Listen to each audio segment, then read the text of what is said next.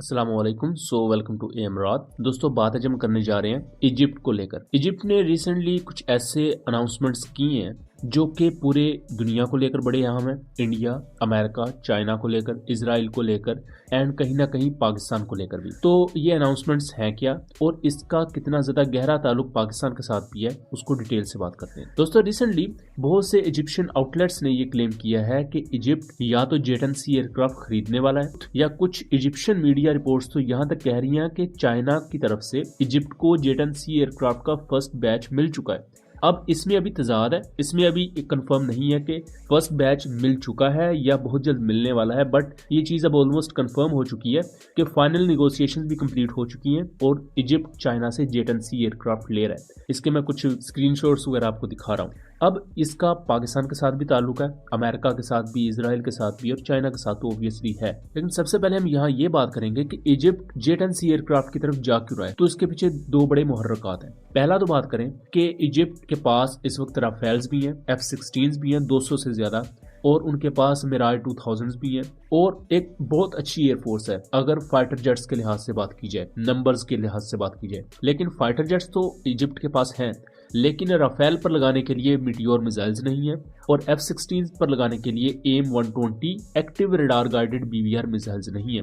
America ने सिर्फ Egypt को AIM-7 स्पैरो मिसाइल्स दी हैं जो कि semi active radar guided missile है और आज की जो मॉडर्न वॉरफेयर है उसमें इतने कारगर नहीं है। तो इस वजह से बहुत बड़ी एयरफोर्स होने के बावजूद भी इजिप्शियन एयरफोर्स कहीं ना कहीं अपने एडवर्सरीज के मुकाबले में सिटिंग डक ही बनी रहती है। बिकॉज जब आपके पास मिसाइल्स ही नहीं है, मॉडर्न मिसाइल्स नहीं है, BVR मिसाइल्स, तो आप किस तरह दुश्मन की एयरफोर्स का मुकाबला करेंगे। उल्टा आपके उड़ते हुए जहाज ही उनके लिए आसान हदफ बन जाएंगे। इसी वजह से इजिप्ट कभी भी इसराइल के खिलाफ खुल के नहीं जा सकता, बिकॉज इसराइल को पता है कि उनकी सारी जो भाग दौड़ है, उनकी आर्मी का इक्विपमेंट, उनकी नेवी का इक्विपमेंट, उनकी एयरफोर्स का इक्विपमेंट, वो या अमेरिका की तरफ से मोर देन 60 to 70%, देन उनका इक्विपमेंट ज्यादातर नेटो कंट्रीज की तरफ से है, कुछ रशियन इक्विपमेंट भी बाय द वे मौजूद है। अब इजिप्ट उस सारी सिचुएशन को खत्म करने के लिए जा रहा है जेट-एंड-सी की तरफ। अब जेट-एंड-सी के साथ ये चीज कंफर्म हो चुकी है कि चाइना PL-15 मिसाइल भी इजिप्ट को देगा, जो कि इजिप्ट के लिए एक गेम चेंजर है। ऑब्वियसली उनकी कैपेबिलिटी तो जमीन से आसमान तक पहुंचाने वाली बात है।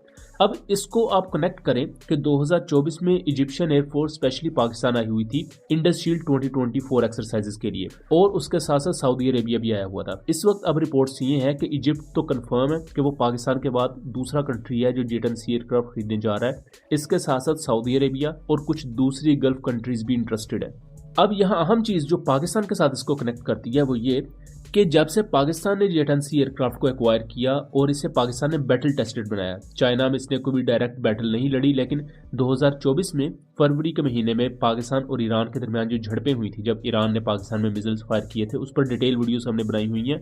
तो तब पाकिस्तान ने ईरान के खिलाफ एक स्ट्राइक पैकेज लॉन्च किया था। उसमें पाकिस्तानी F-17 वगैरह ने बॉम्बिंग की थी ईरान के एरिया सरावान में, और जो जेट-एंड-सी एयरक्राफ्ट थे ये F-17 की सपोर्ट में उनको एस्कॉर्ट कर रहे थे, यानी कि ये पाकिस्तान एयरफोर्स की तरफ से air to air missiles carry करके F-17 की हिफाजत कर रहे थे। तो ऑपरेशनली जेट-एंड-सी एयरक्राफ्ट बैटल टेस्टेड बने उस पूरी डोमेन में, लेकिन ईरान ने उस वक्त पाकिस्तानी एयरफोर्स को चैलेंज नहीं किया था, तो कोई भी डायरेक्ट एंगेजमेंट हुई ही नहीं। लेकिन उसके बाद जेट-एंड-सी एयरक्राफ्ट में बहुत से कंट्रीज इंटरेस्ट लेना शुरू हो गए। सूडान की रिपोर्ट्स सामने आई, लेकिन सूडान में इस वक्त वैसी सिविल वॉर चल रही है, तो वो सारा प्लान स्क्रैप हो गया। अब उसके बाद इतने कम अरसे में, यानी कि 2000 फरवरी के शुरू में ये ईरान वाला वाकया हुआ, पाकिस्तान ने ये सब किया, उसके फौरन बाद ही इजिप्ट इसमें इंटरेस्ट लेने लग गया, गल्फ कंट्रीज इंटरेस्ट लेने लगी, तो इसकी जो डिमांड वैल्यू थी वो बहुत ज्यादा बढ़ गई पाकिस्तान की वजह से। और इसी को लेकर बहुत से एनालिस्ट ये बिलीव करते हैं कि यही एक गेटवे होगा 6th जनरेशन टेक्नोलॉजी के लिए पाकिस्तान के पास, क्योंकि चाइना पाकिस्तान के साथ एक्सरसाइजेस करता है, क्योंकि चाइना ने खुद तो कोई बहुत बड़े पैमाने पर जंगें नहीं लड़ी, उनको जो डायरेक्ट वॉर एक्सपीरियंस है वो पाकिस्तान मिलिट्री से मिलता है। इसी वजह से चाइनीज एयरफोर्स भी पाकिस्तान के साथ एक्सरसाइजेस करती है।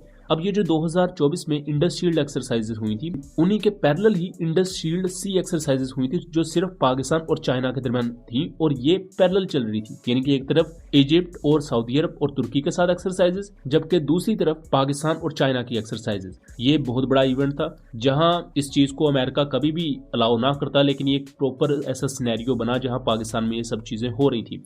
और ये जो पूरी एक्सरसाइजेस थी इसमें इजिप्शियन F-16 लड़े थे पाकिस्तानी J-17 ब्लॉक 3 से और J-10C एयरक्राफ्ट से, जिसमें ओबियसली जो अपर हैंड रहा था वो पाकिस्तानी फाइटर जेट्स का ही रहा था, बिकॉज पाकिस्तानी एयरक्राफ्ट जो थे इनके पास active electronically scanned array radar था, रेंज बेहतर थी, बेहतर मिसाइल्स थे, as well as electronic warfare system ज्यादा स्ट्रॉन्ग था इजिप्शियन F-16 के मुकाबले में।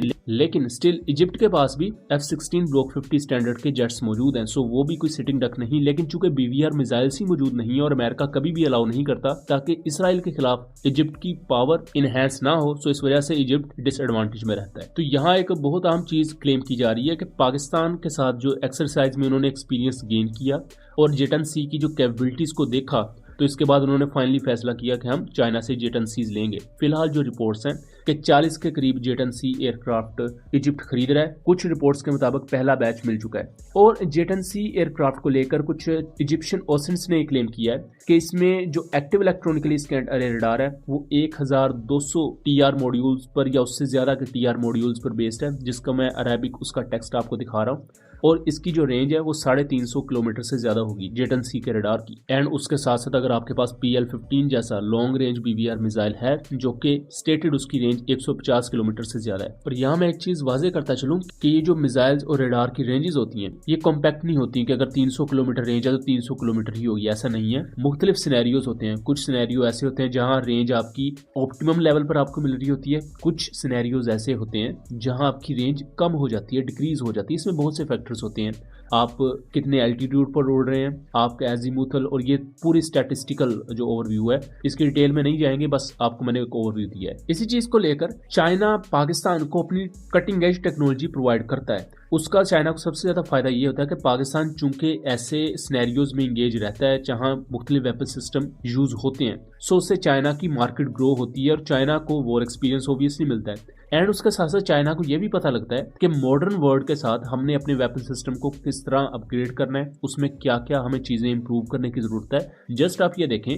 कि चाइना ने 2006 में J-10 एयरक्राफ्ट पाकिस्तान को ऑफर किया था, लेकिन तब पाकिस्तान ने J-10 एयरक्राफ्ट नहीं लिया था क्योंकि J-17 के ब्लॉक 1 एयरक्राफ्ट पर ही पाकिस्तान काम करना चाहता था। बट अब पाकिस्तान ने 2022 में ये J-10C एयरक्राफ्ट लिया जो कि 4.5 प्लस जनरेशन का एयरक्राफ्ट है। उसकी भी वजह ये थी कि ब्लॉक 3 जो कि एक लाइट कॉम्बैट एयरक्राफ्ट है, उसके साथ आपको कि मीडियम वेट कॉम्बैट एयरक्राफ्ट भी चाहिए ताकि आपका हाई एंड लो का मिक्स बरकरार रह सके। सो उसको एस्टेब्लिश करने के लिए पाकिस्तान ने J-10C भी खरीदे चाइना से, जिसका चाइना को भी ऑब्वियसली काफी ज्यादा फायदा हुआ। और यहाँ इजिप्शियन ओसेंट्स ने यह भी क्लेम किया है कि J-10C का इलेक्ट्रॉनिक वॉरफेयर स्वीट है वो ऑलमोस्ट राफेल के साथ कंपेरेबल है। जैसे राफेल का स्पेक्ट्रा इलेक्ट्रॉनिक वॉरफेयर स्वीट है, वो डिफरेंट एयरक्राफ्ट के rear and forward and rear ends पर आपको फेज अरे इक्विपमेंट प्रोवाइड करता है, जिससे सिचुएशनल अवेयरनेस एयरक्राफ्ट की बेहतर हो जाती है। पायलट को पता लग रहा होता है कि उसके इर्द गिर्द क्या चल रहा है, क्योंकि यही सबसे ज्यादा अहम चीज होती है। उसकी तरफ अगर कोई मिसाइल आ रहा है तो पहले से उसे पता चल जाता है और आप अपने दुश्मन को एक्टिव एंड पैसिव दोनों मींस में डिटेक्ट करने के काबिल होते हैं। सेम वही कॉन्फ़िगरेशन J-10C एयरक्राफ्ट में यूज की गई है और ये इजिप्शियन ओसेंट्स क्लेम कर रहे हैं। और यहाँ हमें डायरेक्टली पता लगता है कि J-10C एयरक्राफ्ट को इससे पहले जो एक प्रोपेगेंडा आप कह सकते हैं कि राफेल या जो वेस्टर्न मशीनरी है उसको हमेशा से सुपीरियर कहा जाता है कि जी उसका मुकाबला तो कुछ कर ही नहीं सकता। लेकिन यहाँ अब उसकी नफी हमें देखने को मिल रही है कि ऐसा नहीं है। जो चाइना ने भी अब रिसेंटली इक्विपमेंट इवॉल्व किया है और बनाया है वो कोई इतना भी हल्का नहीं है कि आप उसे बिल्कुल राइट ऑफ कर दें। अब इसी को लेकर बहुत से एनालिस्ट ये भी क्लेम करते हैं कि जिस तरह चाइना ने J-10C एयरक्राफ्ट को दिया अब उसकी मार्केट वैल्यू बढ़ी है, ब्लॉक 3 को पाकिस्तान ने जिस तरह वॉर टाइम में यूज किया अब उसकी मार्केट वैल्यू बढ़ी, तो चाइना फ्यूचर में 6th जनरेशन टेक्नोलॉजीज पाकिस्तान को प्रोवाइड कर सकता है लिमिटेड हद तक। लेकिन ये तमाम चीजें 2030-35 इस इरा में होंगी, इतनी जल्दी नहीं। 6th generation technologies obviously Pakistan खुद भी इन पर काम करेगा। 6th जनरेशन टेक्नोलॉजी से यहाँ 6th जनरेशन एयरक्राफ्ट मुराद नहीं है, बल्कि उसके जो मुख्तलिफ जुज या आप कह लें उनमें मुख्तलिफ टेक्नोलॉजीज यूज होती होंगी, जैसे मैन अनमैन टीमिंग है, उससे रिलेटेड आपको अगर एवियोनिक्स चाहिए, सॉफ्टवेयर्स चाहिए, उसमें चाइना आपकी मदद कर सकता है। सो इस तरह की जो 6th जनरेशन करैक्टरिस्टिक्स की हामिल टेक्नोलॉजीज हैं उस तक पाकिस्तान के लिए राह हमवार हो जाती है। लेकिन अब हम आ जाते हैं इसके दूसरे पहलू की तरफ कि इजिप्ट असल में ले क्यों रहा है, क्योंकि इजिप्ट की तो 1967 के बाद इजराइल के साथ कोई बहुत बड़े पैमाने पर जंग तो नहीं हुई और उसके बाद भी इजिप्ट ज़्यादा ज़रा प्रो अमेरिका रहा, तो इस वजह से उन्होंने इसराइल के साथ कभी दुश्मनी वाला हिसाब भी नहीं रखा। लेकिन रिसेंटली अब गज़ा प्लान जो डोनाल्ड ट्रंप ने ऐलान किया है कि गज़ा के जितने भी मुसलमान हैं उनको डिस्प्लेस कर दिया जाएगा, यानी गज़ा से निकाल दिया जाएगा। और कहा गया है जी इजिप्ट कुछ को अपने मुल्क में रख रहे और कुछ को जॉर्डन रख ले। उस पर इजिप्ट और जॉर्डन नहीं मान रहे, और अरब कंट्री भी, क्योंकि अरब कंट्रीज का हमास को लेकर ये पॉइंट ऑफ व्यू था कि ये ईरान की प्रॉक्सी है, तो इस वजह से इनके इख्तलाफात थे। लेकिन अरब कंट्री ये कह रही हैं कि गजा के मुसलमानों को और इंक्लूडिंग हमास, उनको गजा से निकालने की हम इजाजत नहीं देंगे, बिकॉज अल्टीमेटली गजा उनका मुल्क है और गजा से निकालना एक नए बहरान को जन्म दे देगा। इस पर अब अमेरिका और इसराइल और उनके जो इत्तेहादी कंट्रीज हैं वो इजिप्ट वगैरह पर प्रेशर डाल रहे हैं। इजिप्ट कह रहा है कि इसका कोई दूसरा रास्ता निकाल लें, कि इसका कोई ऑल्टरनेटिव प्लान निकाला जा सकता है ताकि गजा की बहाली दोबारा से की जा सके। उसको लेकर अब टेंशन है। इजिप्ट अपनी मिलिट्री पावर को दोबारा से स्टैब्लिश कर रहा है, बिकॉज अब इजिप्ट को भी नजर आ रहा है कि चीजें अब अमेरिका हमेशा की तरह उनके फेवर में नहीं लेकर जाएगा। इस वजह से इजिप्ट अपनी एयर पावर को स्ट्रॉन्ग करने में लगा हुआ है, जहां वो पाकिस्तान भी आके एक्सरसाइज कर चुके हैं और अब फ्यूचर में पाकिस्तान के साथ मजीद कोलैबोरेशन की तरफ भी इशारा उन्होंने किया है, खास तौर पर नेस्टैप के अंडर जो पाकिस्तान टेक्नोलॉजीज को डेवलप कर रहा है, और अब चाइना के साथ भी वो ताल्लुकात बढ़ा रहे हैं। सो ये दोस्तों वो बेसिक सी इन्फॉर्मेशन थी जिससे आप इस पूरी डायनामिक्स को समझ सकेंगे कि इजिप्ट बेसिकली ये कर क्यों रहा है और इसके पीछे की डायनामिक्स क्या है and why it is related to Pakistan.